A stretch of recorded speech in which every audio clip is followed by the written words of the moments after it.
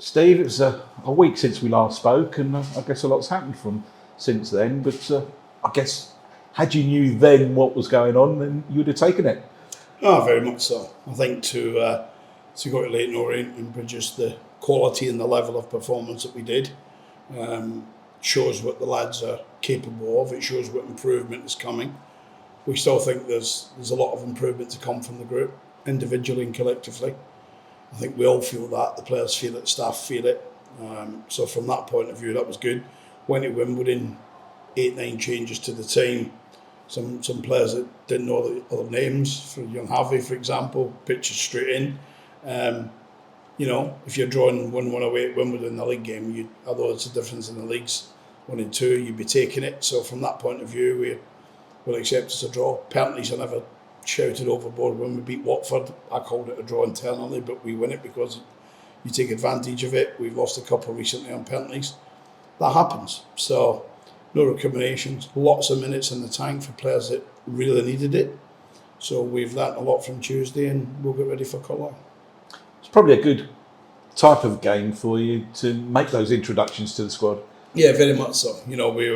If we hadn't had a game, we would have found a game, training game, against a good opponent to test us, to get good minutes into a number of players, not just Harvey, for example, but we had lots of players that needed minutes, some that didn't, and that was reflected in team selection and substitutions and different things.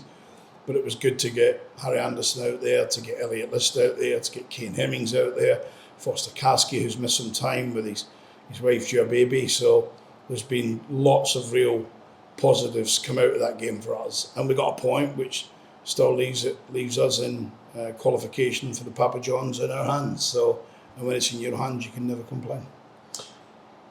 You mentioned him there, Harvey White. Obviously, for him, it's probably the biggest game because it's just such a change of culture and what he's been used to. He'd been used to nothing like it. We said that to him. He did remark when we were talking to Harvey before we signed him about how he felt the physicality and the challenge of trying to play against us when we played against him in the pre-season. To them being part of it takes a little bit of adjusting. But that happens to every player. Kane Hemmings is a very experienced player, but Kane said the other night, it reminded me of being with you before. Well, that's obvious, I'm the coach, but it just takes a little bit of adjusting for all the players. People like Harry Anderson's hardly kicked a ball for us, so he's still adjusting as well. But 1 or 2 more games and those guys will be trying to throw others out the team. And it's a very competitive industry, it's football.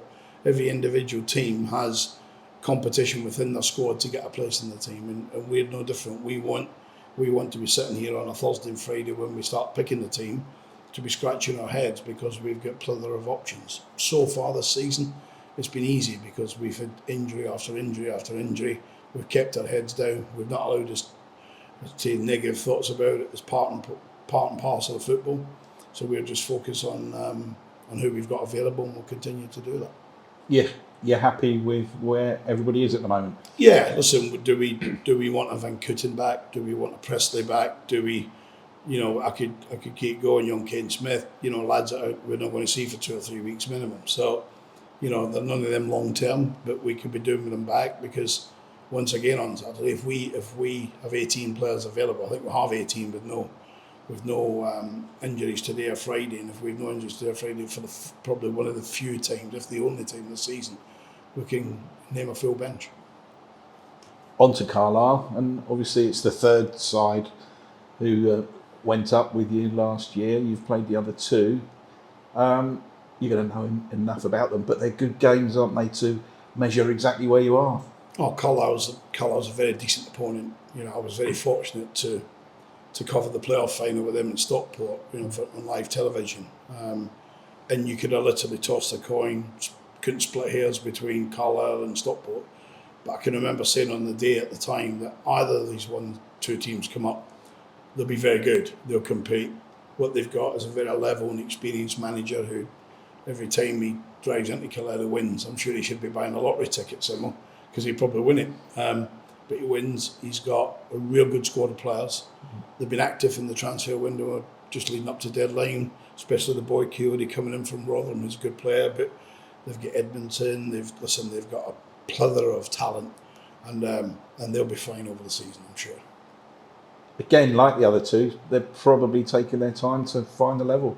Yeah, and it takes time. It takes time. We're under no misguidance here. We've still not seen the Derby counties, the Barnsleys, the Charltons. We've seen Portsmouth, but we've not seen who you would recognise in League One is the big clubs. We've seen one of them in Portsmouth. They're as big as any of them, aren't they? So we've seen them, but we ain't seen the rest. And we've seen the difference when we played Portsmouth to the other teams of how much more demanding that was going to be to win the game. So, but you only get 3 points of beating each team, and our next opportunity to get 3 points is at home to Carlisle on Saturday, and that will be tough, but hopefully we'll be ready, freshened up, and good to go. Up against Paul Simpson, manager I'm sure you know very well. Always seems to be an edge when Paul Simpson's around. Yeah, first and foremost, what a wonderful footballer he was. It was no hidden secret to me that he was going to take that into coaching and management, and he performed a miracle at Carlisle. He came in, I think shortly before I did, come in at Stevenage, and they were poor, to be honest. They were poor. Mm-hmm. Paul set about his work and task in making sure they were in the Football League. And like us last season, doesn't matter whether you get promoted as champions or whether you get promoted at Wembley. Promotion's promotion. And it was just a marvellous achievement with Simo. He's an elder statesman like myself in the game. He lives and breathes it like I do. So he will leave no stone unturned to get a result here on Saturday. But I look forward to seeing him. He's one of the game's good guys for me. How's your squad looking? You picked up another couple of knocks on Tuesday night. How are the players? Yeah, listen, I think young Reese will miss the weekend. He just kicked the bottom of a boot. It's nothing too serious, but he'll miss it. Louis Thompson and Ben Thompson should be training today and tomorrow. So we'll have a look at the full group. We'll have a look at who we think is the right type of team, the right formation to play. And we'll see where we go. We had a scare with Carl Piergianni, who is training now for a couple of days, but we'll see if he can make Saturday. And as you can see, we brought him off on Tuesday as a precaution. And obviously, it's a big one for the town again, Carlisle. What's your message to the fans? Well, Carlisle fans will turn up, won't they? I think for League One and League Two level, they're a bit like Leeds United. They'll turn up if you're playing in a car park at the top of the Alps. So Carlisle will travel in good numbers. They've got a lot of southern-based supporters as well who go to the southern games. I've experienced that at previous clubs when I'm saying, why is there so many Carlisle supporters? But they're a big club, and if you're up in that part of the world, you support them. Our support is growing every week. It was brilliant to see the numbers turn up at Leyton Orient last week and out-sing a brilliant home support, because Leyton Orient fans really get behind the team. But I suppose it's easier when you're 2 and 3 up to be singing loud and proud.